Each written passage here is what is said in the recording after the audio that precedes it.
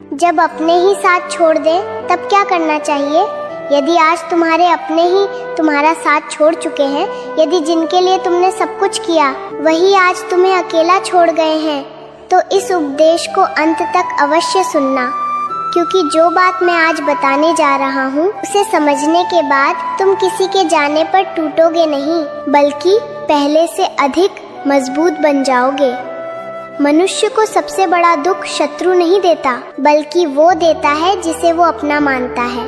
जब कोई पराया साथ छोड़ता है तब पीड़ा कम होती है, लेकिन जब अपना ही मुड़कर चला जाता है तब हृदय टूट जाता है।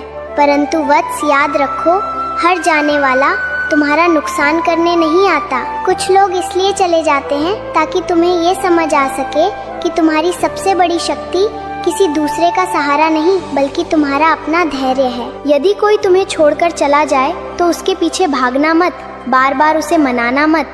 अपना सम्मान खोकर किसी का साथ मांगना कभी सुख नहीं देता। जो व्यक्ति तुम्हारी कद्र करता है उसे तुम्हें रोकने की आवश्यकता नहीं पड़ती, और जो कद्र नहीं करता उसे रोककर भी प्रेम नहीं मिलता। अपने आंसू उन लोगों के सामने मत बहाओ जो तुम्हारी भावनाओं की कीमत नहीं समझते।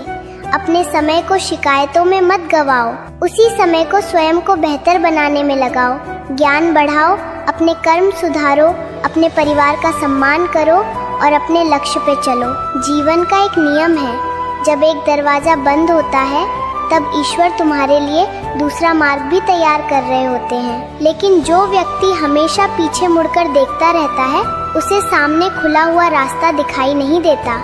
इसलिए जिसने तुम्हारा साथ छोड़ दिया उसके लिए मन में घृणा मत रखो, उसे क्षमा कर दो, क्योंकि घृणा सबसे पहले उसी व्यक्ति को जलाती है जिसके मन में वो रहती है। क्षमा का अर्थ ये नहीं कि फिर से उसी पर आंख बंद करके विश्वास कर लो।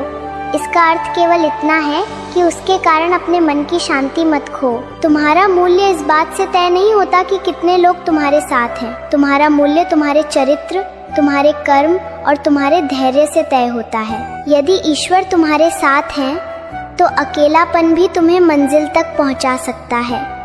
इसलिए किसी के जाने से टूटो मत, स्वयं को इतना मजबूत बनाओ कि एक दिन वही लोग तुम्हारी सफलता देखकर सोचें, हमने किसे खो दिया।